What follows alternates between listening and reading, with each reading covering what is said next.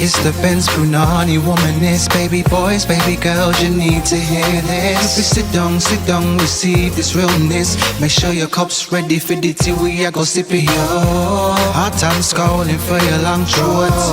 You might learn something you never know. Kelechi fine, and she's one of a kind. Don't say you're mine, say you're mine.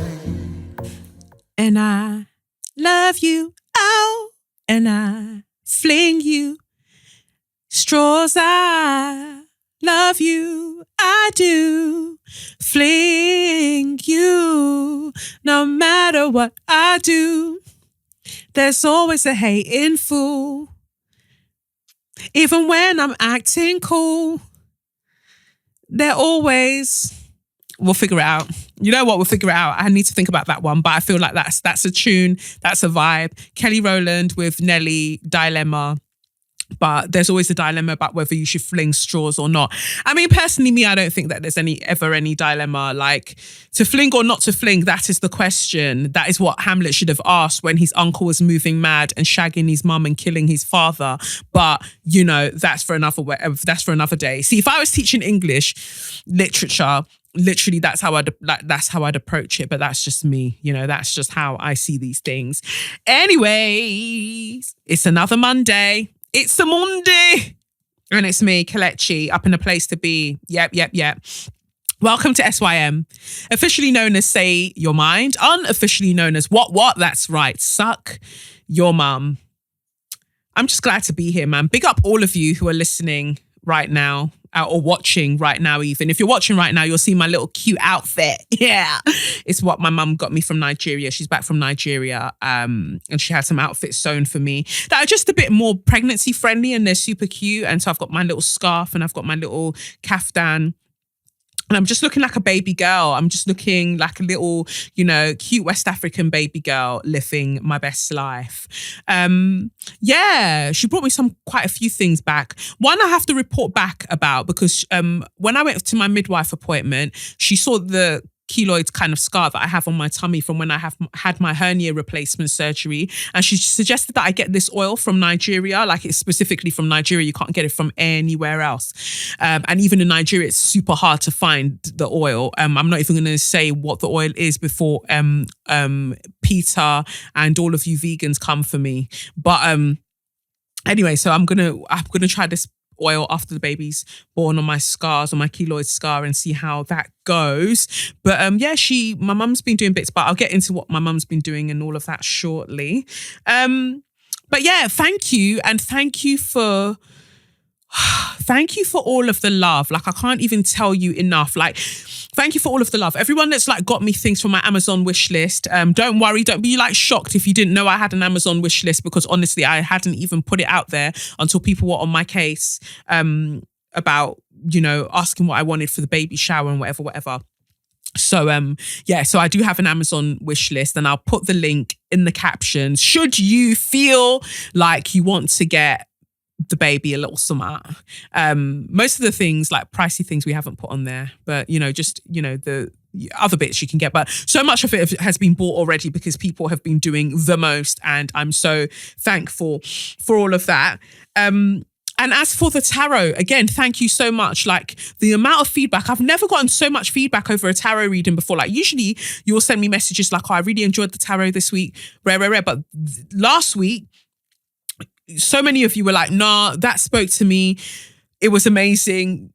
It was so specific to my life and blah, blah, blah, blah, blah. So I feel like spirit really snapped. Spirit really kind of came through and was like, baby girl, tell the people them this. And that's what I came to do. So yeah, I'm just glad it resonated with all of you. So yeah, I've just been busy. Directing a short play. It's a rapid right response to the play that's currently on at Theatre 503 called Juve. So I was directing the rapid right response, one of the rapid right response pieces in that, called Dirty Wine. And that's also going to be at Theatre 503. So by the time you're listening to this, if you're listening on Monday, it'll be the last showing this evening. So it was on Sunday and Monday, and it was just nice to do a little bit of directing before, you know, chilling out fully. And I've just been trying to get my teachers, get my teachers up to speed, on what they need to be doing so I can go and focus on, really getting this tenant in my uterus up to speed on things and getting him ready for the outside world. And he's actually moving right now. The stretching is a bit mad. I have to really it's weird. Like when I sit down and think about it, upon all of the qualifications that I have for antenatal and postnatal fitness and all of that stuff, it's the weirdest sensation feeling someone moving inside you and being like, oh, perfectly normal. Sure. Great. Kicking me. Wow. Wonderful. Beautiful stuff. Great. What? I've never had anything like living inside me before. This is very scary. But yeah, to this extent is what I mean. Like, obviously there was a previous pregnancy, but to this, it's weird to me. And that the baby's responsive as well. So like, if I jostle my tummy a bit, like he'll respond back, and I'm just like, rah, like mad thing. Pregnancy is actually mad. I don't know how people can be pregnant, right, and not believe that God exists. Like literally, this being was not there and then is there. Like you created a whole new fucking human just like that. You just created a brand spanking new human. What the fuck? Amazing. Pregnancy is really something. It's something else. I tell you, it's something else. Can't believe it myself, to be honest. But yeah, so big up all of the people who have had tenants in your womb, but currently have tenants in your womb. You're doing bits, and I'm careful not to say women. I'm just saying people, because again, think of other people who don't identify as women. Thank you so much. But I'm saying like we're all learning at the end of the day. We all learn at the same, we're all learning. We're all on this path together. So anyway, let's move on to the bits that have been happening. Did I say the big up Diana and obviously big up Bruna Campos, who are the actresses who are in the rapid response piece Dirty Wine that I've been directing. Diana's also obviously my baby girl. I've known her forever from Brit School. And Bruna recently met her for this project, and they've just been an absolute dream to work with. As a director, just even as an actor or as a creative, it makes such a difference to work with people who are just about the work and you have a great time. And I love directing so much. Like, it gives me such pleasure to take text and realize it and put it out there and still try to evoke the same things that I felt when reading it and put it on stage or on screen. Like, it's the best thing ever. So yeah, I'm really loving that, to be honest. And then, this Friday, so if you're listening to this on Monday, Friday 21st of June, I'll be doing one of my final workshops at the Hoxton Hotel in Holborn. Twerk shop from 7 to 8 p.m. Book the fuck on. I'll also give you a link to that as well. Book the fuck on to this twerk shop and come and get your life. Let's dip it down low. Just quickly. I can't stay down low for too long because my back hurts. But just come and dip it down low. Come and have a great time with me. So that's the Amazon wish list that I put on, and I will also put the link to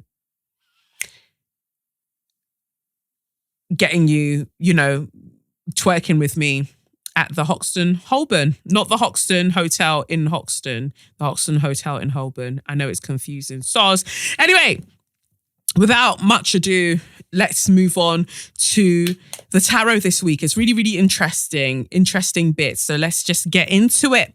So the first card that came up this week was the Six of Swords. So if you look in the Kaleidodope deck, I really like how she's done the Six of Swords because we see a moving van and not everything is filled in, and we've got six swords on the side, the logo of the moving company, I imagine.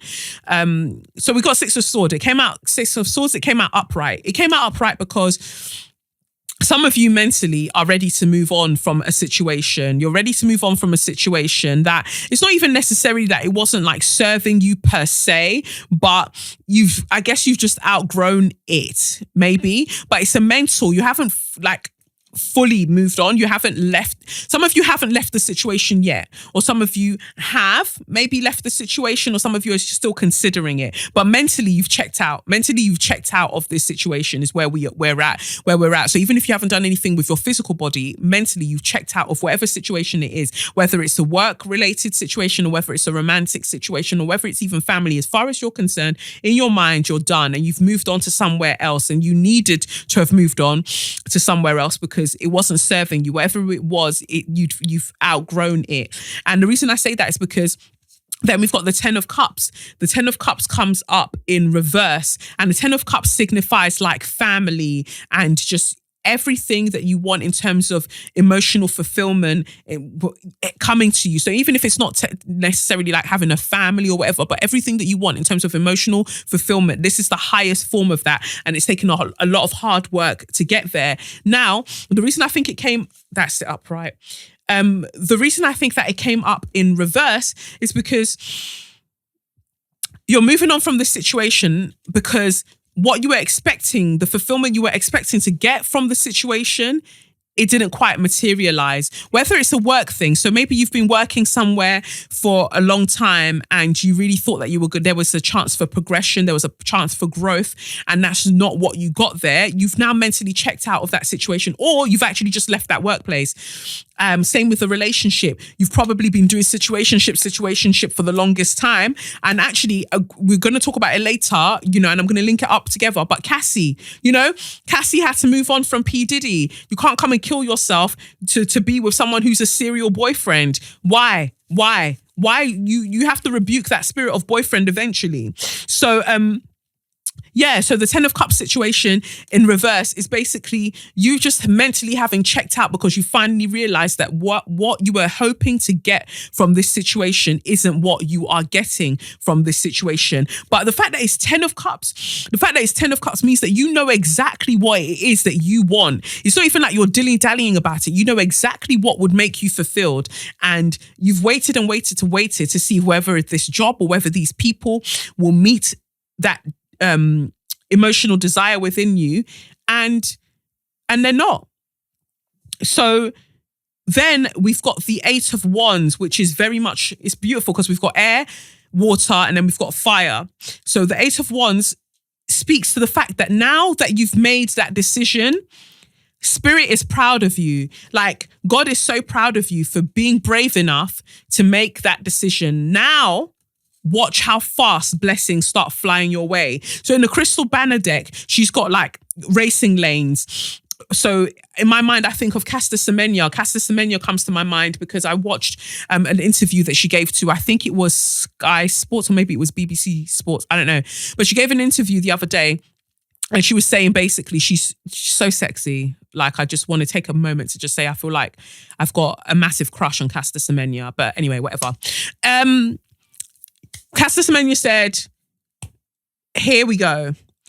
I can go and do a heptathlon. I can go and do long jump. I can go and do 100, 200 meter sprint. I can do whatever, yeah? Because at the end of the day, I'm a talented athlete. And if you're saying to me that I can't do 800 meters anymore, that's not really my business because I've won everything that there is to win in 800 meters. I've won every single medal that there is to win in 800 meters. So you can keep it. I won't stop doing what I'm doing though because I'm talented. So whatever the ruling, whatever the fuck that you guys are saying, stop watching me. Watch the girls who are doping. And I love when she said that. She was just like, me, I won't take drugs because as far as I'm concerned, drugs are cheating. I'm not cheating, all right? Go and concern yourself with the girls that are doping. And that is an actual fact. You man are out here doping to improve your performance, yet you're still getting left behind. You're still getting left in the dust. Is it not time for you to have a sit down with God and discuss what is going on for you? Because it's not looking good. It's not looking well. And so, yeah, that just made me think of Caster Semenya. So if we use her as an example, she's mentally checked out of doing all of this nonsense with the IAFF or IAAF or whatever they're called. She's over arguing with the Athletics Federation. She's over doing all of that stuff with them because where she would like to get to, what she would like to achieve in her career, and the joy and passion she feels from running 800 meters. They're trying to deny her it. So you know what? She's going to let them do what they're doing, and she's going to move on and focus on other things, because she knows inherently that she's a divine and great, talented human being, and she can do other things. And the moment she makes that decision, she'll see more blessings flying her way, like racing towards her, because finally, you've given the universe the chance to stunt. That's all the universe wants. It wants a chance to stunt and do what needs to be done. But I keep getting drawn to the idea that it's a relationship context that we're still thinking about, whether it's career, but I keep getting drawn to the fact that it's relationship. And I just feel like your spirit guides are really, really proud of you for the fact that you've mentally checked out of this situation that wasn't going to provide you the emotional fulfillment that you wanted, or, you know, just the life fulfillment that you wanted. You've checked out of it. So your spirit guides are now trying to talk to you. And, you know, like that GIF where what is it? The black guy is talking to the other black guy on the basketball court, and he's like talking really fervently in his ear. That's what it is. Like, they're now trying to chat to you and say, great, now we've got all of these blessings and all of these messages that are coming in, and hopefully you'll be able to pay more attention, because now you're not focused on this fuck person or this fuck job that wasn't even serving you in the first place. Now we can help you. And the reason I say that is because they know, your spirit guides know, that there's a new beginning waiting for you, because the only major arcana card that came up was 0. The first card of the entire deck, of the entire 78 cards, the first card is what you got, 0, which is the Fool. And it's usually, it's depicted here, I swear it's Kanye West. Basically, it's a person about to jump into a deep blue sea, and they're on a board, and they're about to like bungee jump, because they've got like the stuff around the harness around their waist and around their feet. So they're about to bungee jump, taking a leap of faith. That's what you're being asked to do now.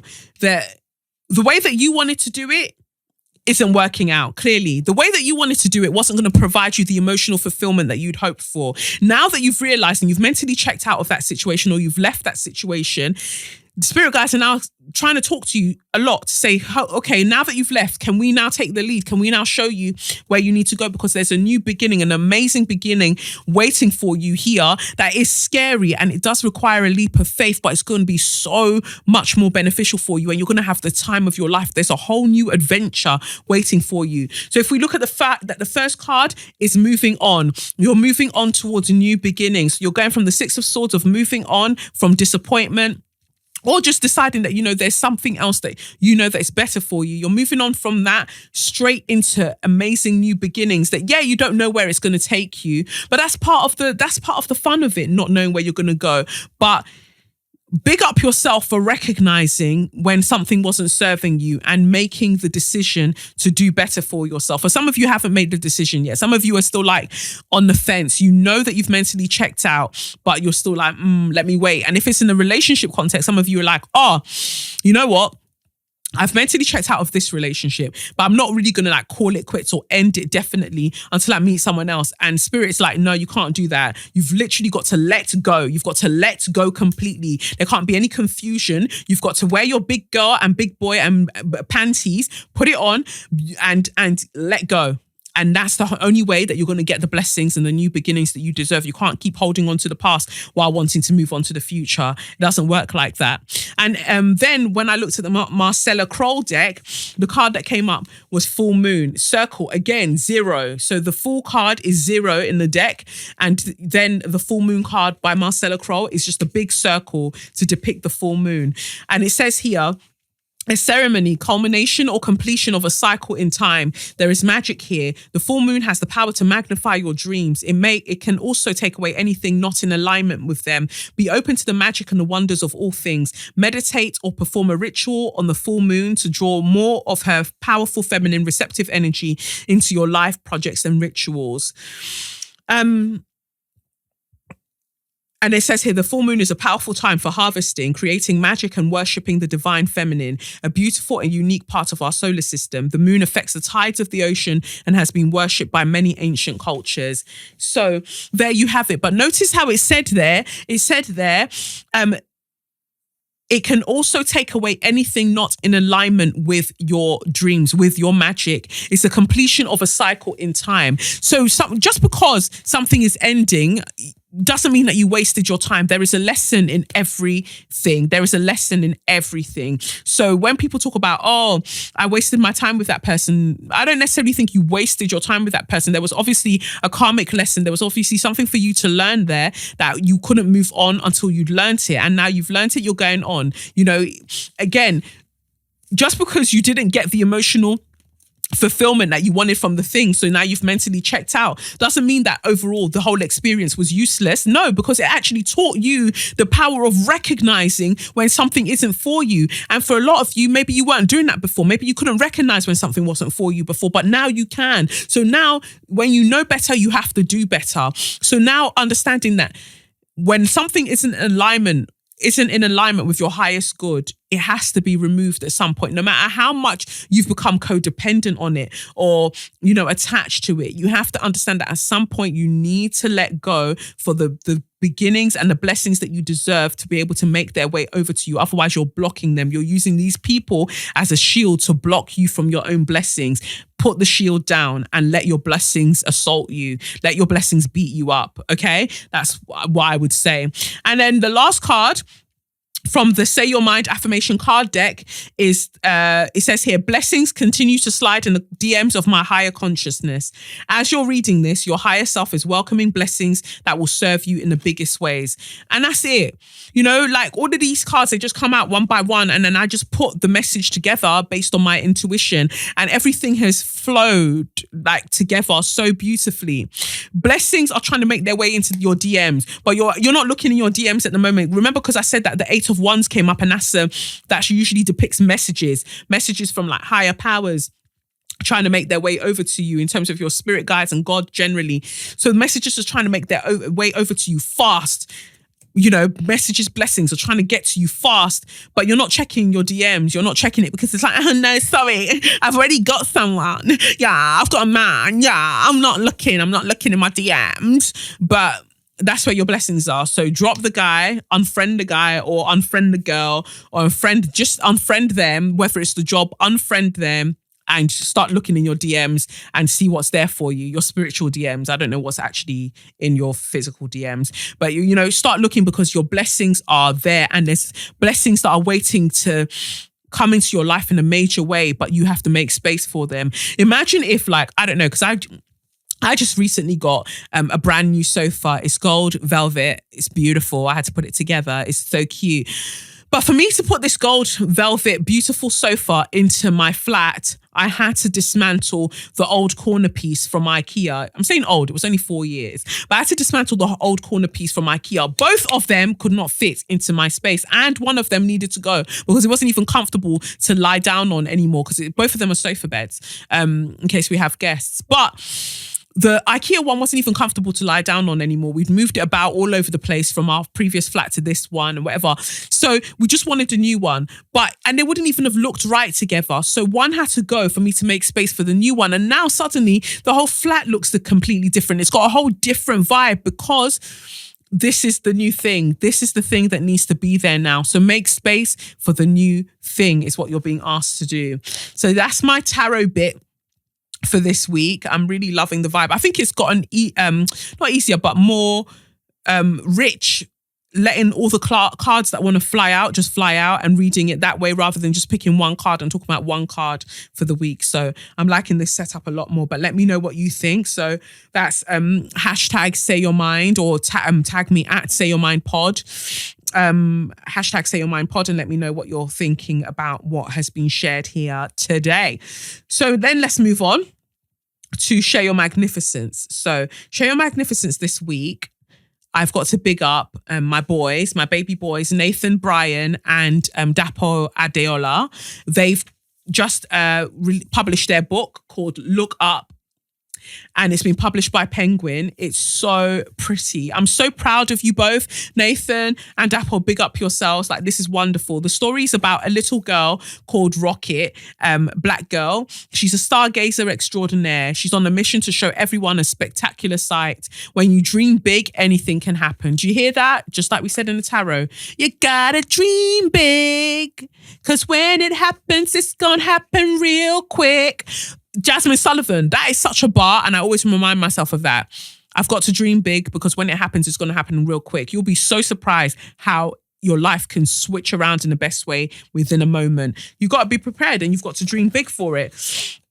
So it's written in first person about Rocket, and it says, every night before bed, I set up my telescope and look up at the stars. Mum tells me that I never stop looking up and my head is always floating in the clouds. But she can't tell me that I look up more than my big brother, Jamal, looks down at his silly phone. So it's just really nice. It's perfect. I'm loving the fact that we're having more children's books that are featuring Black children. To white people who might be listening to this or non-Black people who listen to this, like, well, what's the problem? Children are children. Yeah, but if all they ever see are lives of little white children, then how do they see themselves? You know, you can't see what you can't be. You can't be what you can't see. I had to think about that again. You can't be what you can't see. And that is the point, that Black children need to see themselves as well. And I just wonder what my life would have been like if this book was out when I was younger. I mean, I love my Biff and Chip books, but how much did they do? I was just focusing on lives of little white children. I know that they had a couple of Black characters here and there, but this makes all of the difference. So big up Dapo and Nathan. I'm hoping I can get them on the podcast at some point to talk to us about the book, because I loved Dapo's illustrations, and Nathan is a baby boy, great writer. So yeah, it'll be great to get them on. Then my next person, actually, on the theme of children's books, is Cynthia Deluola, and she has a series of books called Amma's Stories, and we focus on this little girl, Black girl called Amma, and it takes us through her life. It says here, welcome to Amma's Stories. This is an insight into Amma's world. Amma is young, fun, and likes lots of adventures. Amma likes to do lots of things to keep herself busy. She would love for you to come along and join in the fun. This story is all about Amma and her family. And it's just really pretty. It says here, hello, my name is Amma Sade and I'm 3 years old. I live in London in the Twi language, which comes from Ghana. My name Amma means a girl born on a Saturday. Sade is also a lovely Nigerian Yoruba name, which means honor bestows a crown. I love my name. It makes me feel so special. And I just think that's important. You know, a book like that, a small book like that, teaching a child to be proud of their name, you know, that represents their heritage. So you've got Amma and her family. And then you've got Amma's Stories, where she's cooking with her mum. And then you've got Amma's dance class as well. So big up Cynthia Deluola for creating these books for young children. And like I said, big up Nathan and Dapo for their book as well. So everyone's just doing big things. And I always stress that it's through the curriculum that we can change the self-esteem of so many Black people if we're being taught the right things, and also giving common sense to non-Black people so they don't ask us asinine questions. You know, changing the curriculum makes such a difference. So big up yourselves, 2 slaps on your chest for all of that wonderful work. Then I've got a letter from Portia. Portia deserves another Share Your Magnificence for simply being the person that writes into the podcast the most. Like, Portia, you're such a baby girl. Keep doing what you're doing. Like, I really appreciate you. So Portia says here, hi Kelechi, thank you for another brilliant episode. I'm listening to this podcast after spending my morning in court. I filed a small claims case against my former toxic roommates who were a huge burden mentally, emotionally, and financially. I thought you'd be happy to know that I channeled my inner baby girl, entered the hearing with nothing but poise, facts, and vim, a stark contrast to them moving mad in the courthouse, and I won my case. Woo!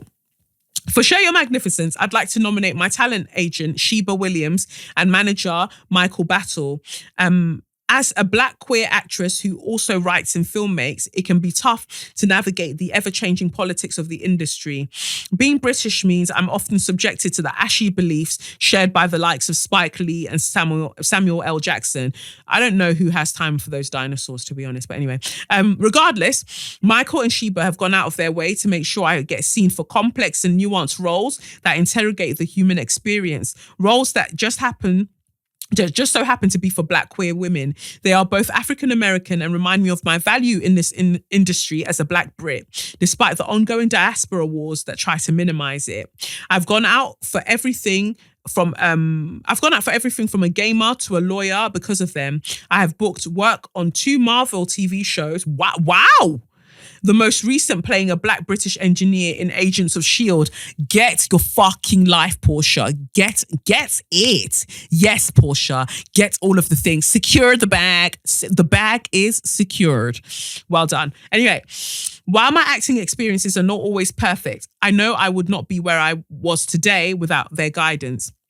Sheba commends me for my progress during slow, frequent periods, while Michael has spent many a night going over lines with me and recording my taped auditions. I'd also like to extend this nomination to all the Black agents and managers in the industry. Though few and far between, they continue to do bits and establish our presence behind the camera. While things are very slow for me acting-wise, it's been almost a year since I booked my last role. I know things will happen exactly when they're supposed to. As you always say on the podcast, things always happen on time, even if it's not in the time frame we wanted. Amen. I'm grateful for the positive Black people around me. We've cultivated healthy bonds that surpass that faux unity that's rampant online. Tell it. As I end my day, I will set aside time to appreciate myself and fully acknowledge my achievements. Thank you for the constant reminders that I'm deserving of love. And you are, Portia, like you're so deserving of love, and so well done to you and all of the wonderful work that you're doing. Big up Sheba and Michael, like just great work that you're doing. It's great to know that Black people are out there trying to make us more visible in in the industry as a whole. Like, you're greatly appreciated. It makes such a difference. So for Portia, Sheba and Michael, 2 slaps on your chest for being just absolute babes and doing what needs to be done in this life. So that's my Share Your Magnificence for this week, I'm sure. Yep, I'm correct. Let's move on then to So You Mad. Now, earlier I referenced Diddy. I referenced P. Diddy. Puff Daddy. Puff Daddy. He was on the Breakfast Club and he had his son with him, right? And they were talking to him about relationships. And he said something along the lines of, if somebody's with me, 25% of the time, they're going to be like, oh, I'm so mad at you. I'm so mad at you, man. You cheated on me. You lied on me. And they're just going to be so mad. But 75% of the time, I'm going to make them the happiest person. I'm going to make that girl the happiest person, in the world. And da-da-da-da-da. And when you just have to press something again to hear it again the second time. And I just thought, no, I'm sure I heard him just say, 25% of the time, she'll be like, oh my God, you cheated on me, you lied on me. And then 75% of the time, I'm going to make her the happiest person in the world. How did cheating fall into the 25%? How? And I just need someone who's friends with P. Diddy to sit him down and say, babes, Sean, in fact, listen here, you're a major agbaya. Do you know what an agbaya is? Agbaya is somebody that at their big age has no sense, has no wisdom. They're just petty and nonsensical. And that is where we found Diddy. At your big age, you're still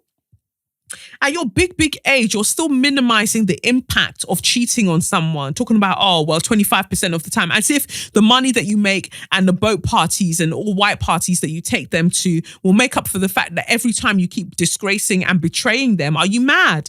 And to then just fit it in the 25%. It reminds me of the 50 Cent song, 21 Questions. I usually answer no to pretty much everyone. To every single thing he asks. Would you love me in a Bentley? Not really, because you're annoying. Would you love me on the bus? Definitely not, because you're annoying and then you're broke on top of that. Go away. But then he says, if I was with somebody else and someone happened to see and I told you that it wasn't me, would you believe me or up and leave me? How deep is our bond for you to just up and be gone? Bitch, you were out with somebody else and then somebody saw you and then you now are trying to lie and gaslight me. And now it's the way that it's flipped back on you like, well, wow. So you just gonna leave like that? You just gonna leave? Wow. After 5 years, you just You just gonna leave this relationship because I cheated. God, because I cheated. I ain't hit you. Okay, that's a lie. That's a lie. I hit you last Tuesday. But, I hit you bad. I hit you bad. You still able to wear your Fashion Nova and shit. So I hit you bad. I cheated a little bit. And now you leaving. That's wild, man. That's wild. You see, my grandmoms, they got cheated on. They got cheated on and they held on in there. They were there till the very end. And that is the choice of your grandmother and your mother to have wasted. I said to you that you can't waste your time in such a way. If they wanted to spend their life, the currency of their life force, on such whatlessness, that was their choice to make. I, on the other hand, will not be wasting such time. The lessons that I need to learn do not require me to choke my head in nonsense. I can definitely move on. That is what I'm asked to do. And so I just big up Cassie because Cassie and her partner, who was P. Diddy's former personal trainer, announced this week that they're expecting a baby girl. So I was just like, get your life, congratulations. But look at the speed. Cassie was with this P. Diddy nonsensical Agbaya for how long? How long did she grind her head into staying with such useless man that it wasn't going anywhere? It was clear to all of us that she was just there. She was an intern. She was on an internship, paid internship all the more, but it was still an internship with no chance of progression. The company weren't looking to hire her, but they just wanted to keep her there indefinitely. What kind of madness? And that company was the company of Sean P. Diddy Combs. So he kept her there after all of these years. She wasn't doing anything going anywhere. She was just looking beautiful like that, just every day looking beautiful. But you could see that there was no real spark in her eyes because of this useless, whatless individual. Until she was just like, you know what? Fuck this shit. I'm out. Mentally, she checked out of that bitch. Physically, she checked out of that bitch and started dating his personal trainer. And now look at God. Now she's expecting a baby there, engaged or whatever, living their best life. Look how all of that accelerated. Her blessings accelerated because she decided to leave that whatless human being alone.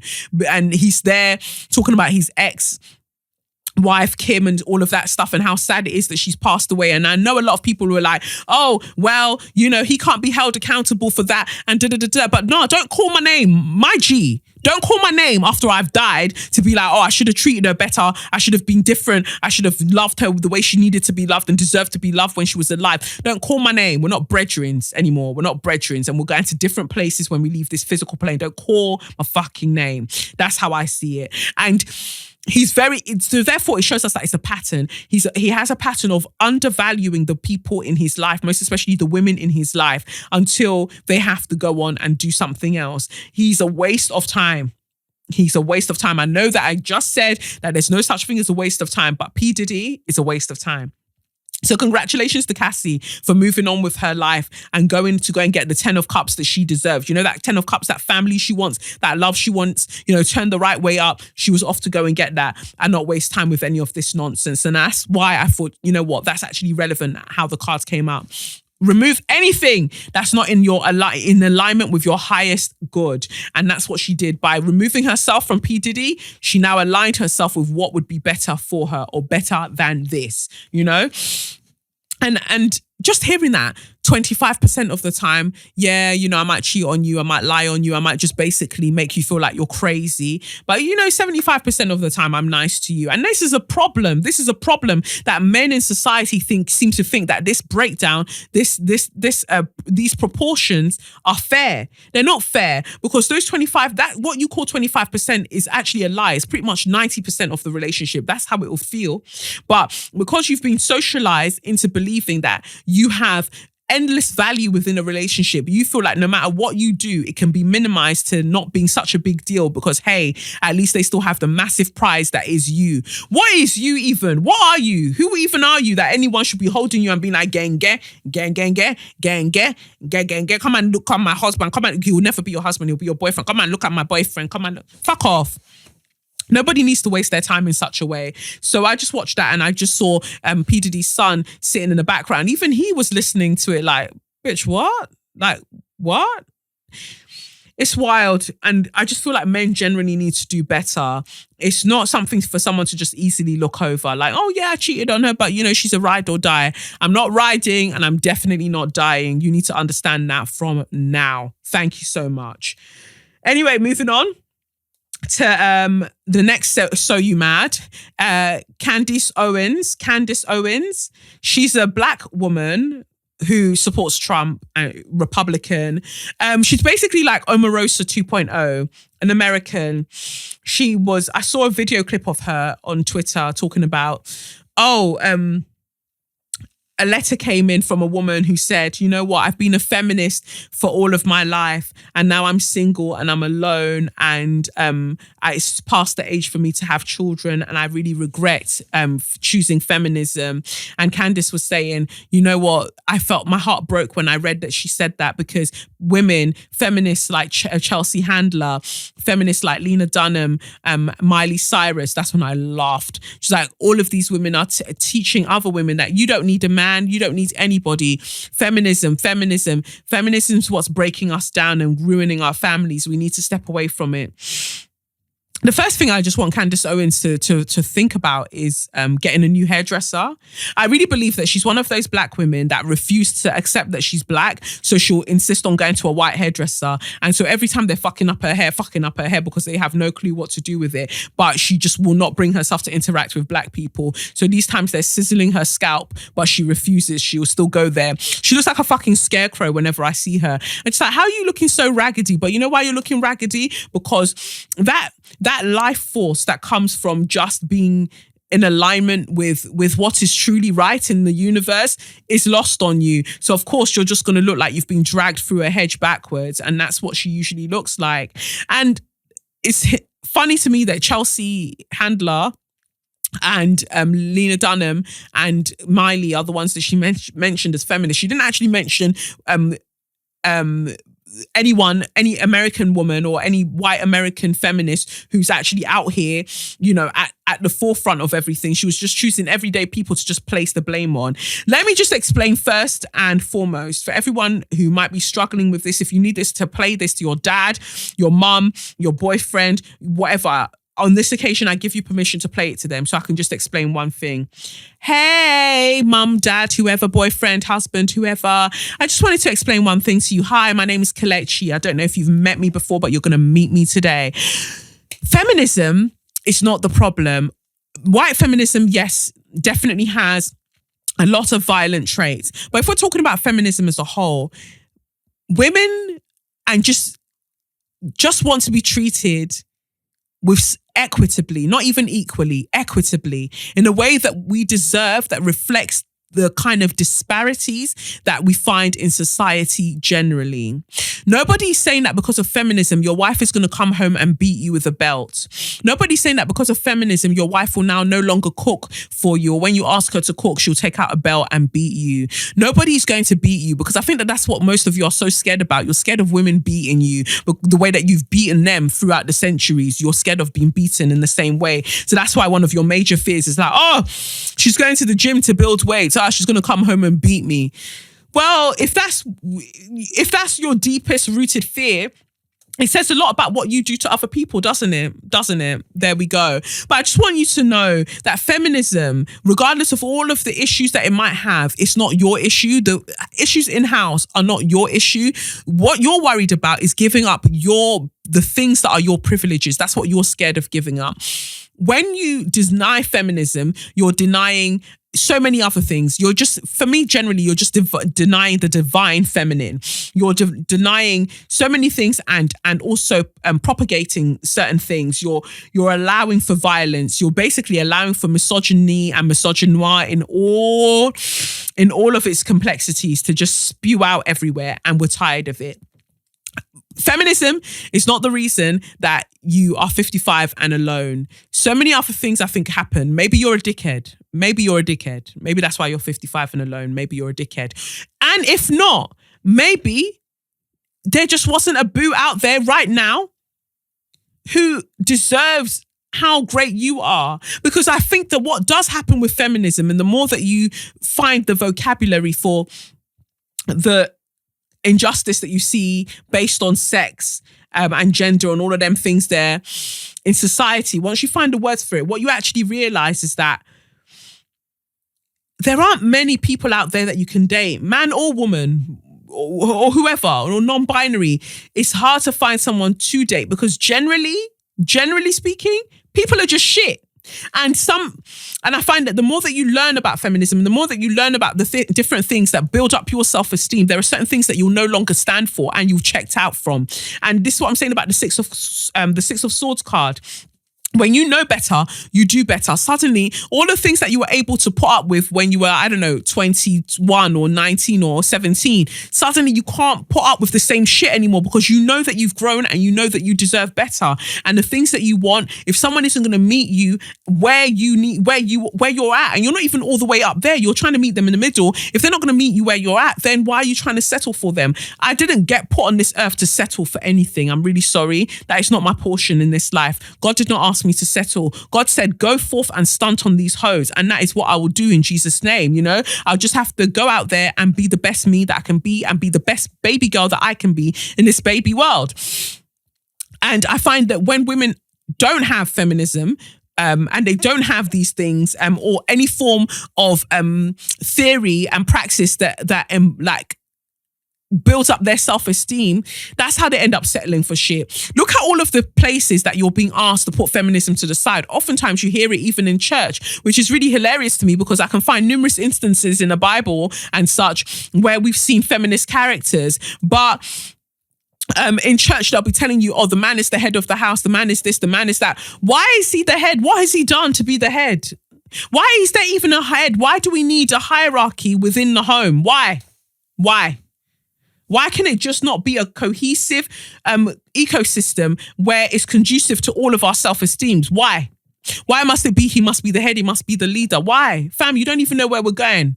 You don't even know how to use the sat-nav the proper way. You don't even know when it says take the third exit. You don't even know which one that is, but you should come and be the leader and be leading us where exactly? Nah, mate. Like, everyone should use their strengths where their strengths are, but to want to force hierarchy, I just think it's another way of just, again, purporting capitalism and therefore white supremacist patriarchy, and it's not necessary. We can work within a family as equals, and also those equals also include your children, because I'm so tired of parents talking to children as if they're dickheads and expecting them, the same children, to respect them. Like, if you're taking me for idiot, I'm going to behave like an idiot. Trust me. Yeah. Talk to me with respect and you will also get the same respect back. Yet for some reason, parents seem to struggle to give that level of respect that they're demanding from you, or because, I'm your parent. No, it doesn't work like that. I'm a whole entire human being. Respect my life, whether I'm 3 years old, whether I'm 30 years old, whether I'm 60 years old. Talk to me like I'm a fucking human being, because that's what I am, So it just really aggravates me how everyone wants to blame feminism for everything. Oh my God, feminism is ruining the home. Feminism is ruining the black man. Shut up. There are other things at play, and I promise you, feminism is the least of your worries. Feminism is just out here trying to keep all of us alive and safe and well. And again, remember that I'm saying that I know that there are issues within feminism within itself, but I'm talking about in the general sense, what it's aiming for in the broad sense benefits us all of us. So anyway, moving on from Candace Owens and her straggly hair. Grenfell. I put that in So You Mad and not Suck Your Mum or Straw of the Week because I am really annoyed about it, and it still saddens me that 2 years on, what have we done? What has been done? Theresa May and her Jan Crow self is still walking about with her turkey neck. Royal Borough of Kensington and Chelsea, nobody's been apprehended, nothing has been done. Even if you wanted to say that you wanted to use scapegoats, the people that provided the cladding for the building, no one has dealt with them. The people that were made homeless because of the fire, they're still yet to be housed. We're still being lied to about how many people died in the fire. So at one point, you just have to look at your life and be like, what the fuck is this? Like, Grenfell is so difficult because when I think about it for so long, or for too long, I feel helpless because it's like, what more can we now do? What more can we now do when the government is so like hell bent on denying what happened first and foremost, and then denying the impact that it's had since? Like, it's disgusting and it's mad.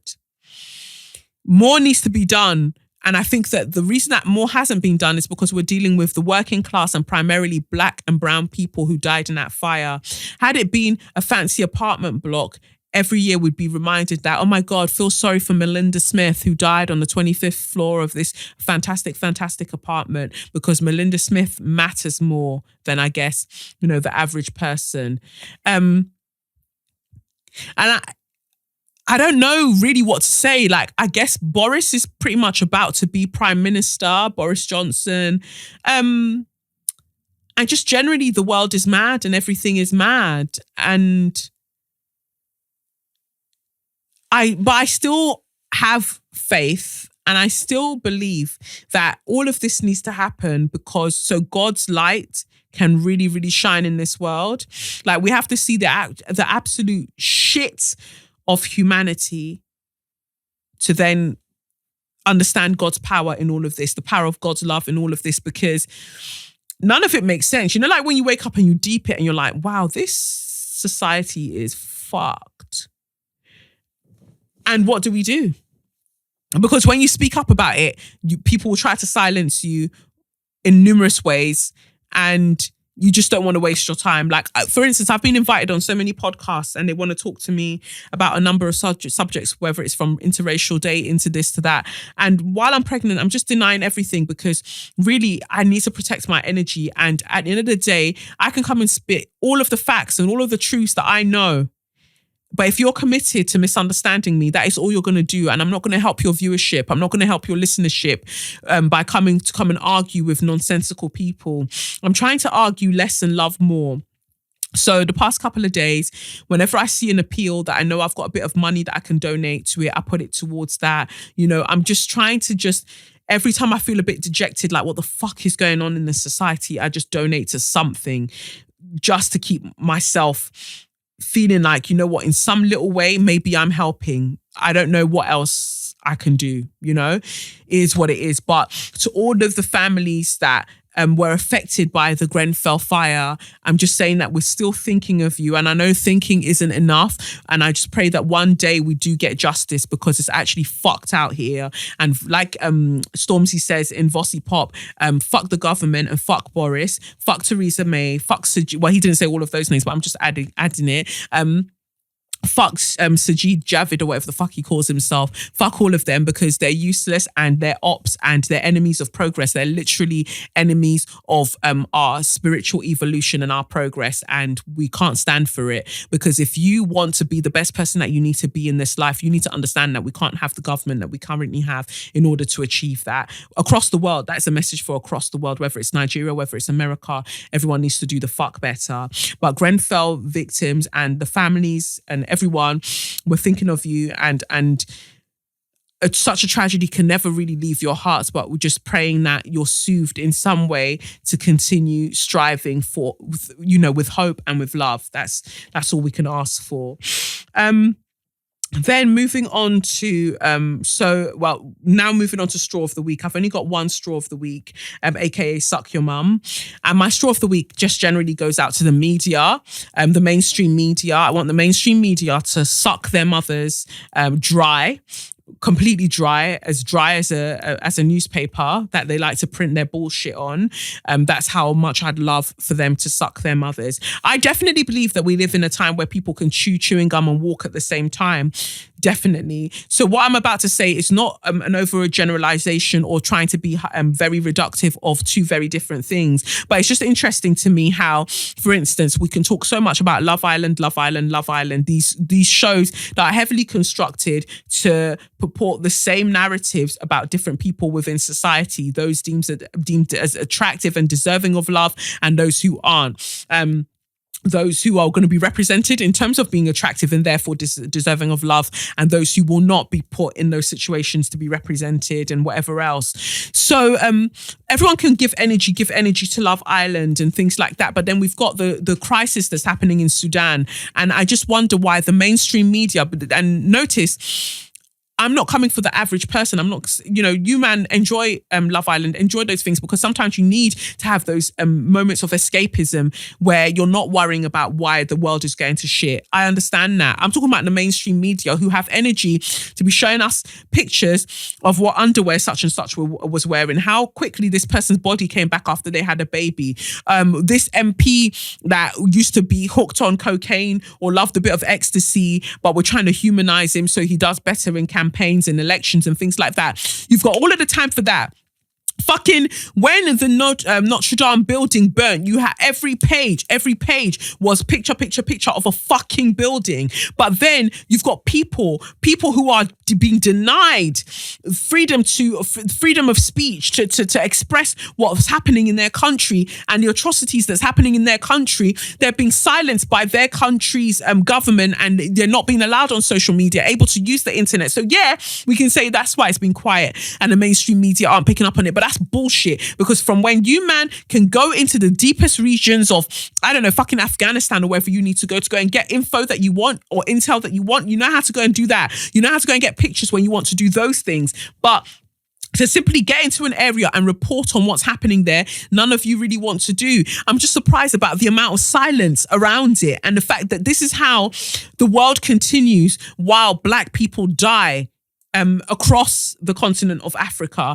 I'm drawn back to the Biafran War. When the Biafran War was happening, the atrocities that were committed in the name of, I don't know, just because the Biafrans wanted fucking independence, the atrocities that were committed by the government to silence these people, the rest of the world just kind of was like, la, la, la, la, la, well, it's those blackies killing themselves. It's none of our business. Like, fucking hell. Like, people are being raped in Sudan, and I'm seeing knickers being hung up of the conquests and things that have happened, and I guess people are looking at it well, it's black on black crime as far as I'm concerned, which is a fucking myth, as we've established. But that's how I guess people look at it, like it's not my business. They're the ones killing each other. Gosh, maybe they should stop breeding. Maybe like all the racist ideologies come to the fore, and as a way of relinquishing any accountability for the fact that, you know what, that's a human in another country that does not deserve this and deserves their right to express their discontent with the government that they have and just the society that they find themselves living with. But they're not being allowed that. They're not being afforded that. So fuck the media. Fuck the media for giving us constant, irrelevant information that nobody fucking asked for, using it as a way to either vilify Muslims or do this or do that. And obviously it's not lost on us that another reason would be not just because it's black, but also a Muslim country, that, you know what, people can do what they like. Oh, they're killing each other, that's fine. But, that's what those terrorists do. It's tiring. It's tiring. And I just feel like the media across the board need to do better. Report on things that matter. A lot of the things that you tell me actually don't matter, because it's either vilifying people who are marginalized or trying to humanize people who are overrepresented in society, and actually all they ever do is cause drama. I don't care about an MP's drug-fueled past, because more time they haven't even given up the drugs that they're talking about anyway, but they just want to get ahead of the story and let you know that, oh, I used to take drugs, and then move on from there. But drugs is so normalized within, I feel like, predominantly like white society, that it would never be a big deal. The people who are going to vote for him sniff coke while they're brushing their teeth. Like, it's not a big deal. So can we report on something that is actually a big deal, like the people who are dying for simply wanting to live lives that make sense in the country that they've been born in and have grown up in and have their lives in? Like, honestly, just fuck the media. Like all the mainstream media, fuck you all. Fuck you all. Those who aren't reporting on it and those who are reporting on it with very, very myopic, very reductive hot takes, fuck you too. Fuck you all. You're all useless and you can all go and suck your mothers, because I don't think that they carried you around in a fucking uterus for however long for you to come out in this world and be such vile, vile people, just vile human beings who don't want to do the right thing ever, because you always go for the easiest route, and the easiest route is not always the right route. How about that? So anyway, I didn't want to end on such a shitty note, because there's beauty in the world. And I will tell you more about this later, but I mentioned in a previous episode that I have an announcement to make. There's still lots and lots of work to do, but as I was talking in the podcast episode, well, in this episode about how helpless I can feel at times because of the things that are happening, I talked with my mum, and she was the one that actually proposed it to me, and I went and prayed about it and whatever else. And I'm opening an orphanage. I'm opening an orphanage in Nigeria. Yeah, can't wait. So we've got the land. My mum's had the land for a while and she wasn't like using it, and it just made sense to use that land to build the orphanage. I've still got so many things to work out, so many things to put in place, but I will be doing a GoFundMe, because literally I don't know where the funds are going to come from to build this orphanage, but I just know that it's necessary, and I feel like it's the next stage in my spiritual evolution and what I want to do to help others, just to help others. And all the time I'll be talking on this podcast about white people going to Africa and doing what they're doing with their orphanages. And I know that there are a couple, a few good ones in that, but then generally people are moving mad. And I feel like if you're going to keep talking about a problem and not coming up with a solution, then what the fuck are you doing? So that's my solution. I will be opening my own orphanage. And I'm just super excited for to begin with. It'll just be an orphanage for little girls, and then I can branch out from there. But the reason I thought that it would be important is because, I had two parents growing up, and so many horrible things still happen to me. So I just think about those who have no parents. Like, what are they being subjected to? So they deserve a chance. They deserve a bloody amazing chance at creating the life that they are deserving of by birthright, just by being born, the life that they deserve. So I'm taking a different approach to the whole orphanage structure in terms of the staff that's employed and things like that, and the things that they'll have available to them within the house, because I want it to look as much like a home as possible, like a house for them, as opposed to a center. So they will have things like holistic things and things that kind of reflect my beliefs and what I think would be beneficial to them. And yeah, I've still got to work out all of the logistics, but yeah, opening this orphanage, and I can't wait. So obviously, because it's opening in Nigeria, there's so many things that I need to sort out beforehand, but at least I have the land. So I've got the land, and then, we'll go forth from there. So yeah, like I said, I didn't want to end it on like a downer. I just want you to know that there are so many ways that we can do things, like even not in a direct sense, we can go in a roundabout way to make a difference. And that's all I think. Like, I can't argue with you, man, every day, but if I can build an orphanage that supports these children, then I'm going to do that and give them the best bloody chance at being the baby girls that they deserve to be in this life. And eventually, baby people, eventually I'll be able to branch out and have boys as well. But for now, I just want to keep the project small and something that I can do to the best of my ability. So please help me pray over that. Please send me your kind thoughts and your energies to make this thing happen and make it come to fruition. There's so many stages to it, but I know that I'll achieve it, and we'll all be part of it together. And who knows, somebody who will be born in the future will align with that cause, and they will all go on to live wonderful lives. And that's all I want. That's literally all I want. I just want to know that there are baby girls out there who, regardless of how their life started out, they've been able to do bits and they've been able to do bobs. I wish I could put that in the manifesto, the mission statement of the orphanage, but I don't know if it's allowed because I think it's very vague to say I want them to be able to do bits and bobs. But there we have it. The mission statement that I have written is cute. It's cute.